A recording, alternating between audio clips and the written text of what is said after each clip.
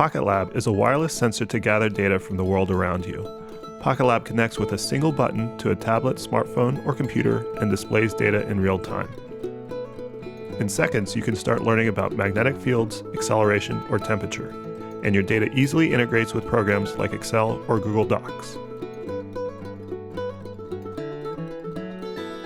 While we're on the subject of technology too, I wanted to also give a plug to PocketLab, and they've made a little tiny sensor that literally will fit in your pocket. It's less than half the size of a credit card, and it measures, a dozen different quantities that you could imagine wanting to measure in a physics lab.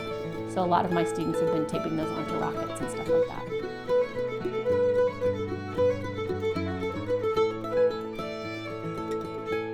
Lets you bring the concepts into the classroom and for students to learn about concepts in a way that's really different than reading about them in a book or taking a test on them. For example, one of my students said, I didn't really understand this effect you were talking about in class until I saw it at work in a sensor.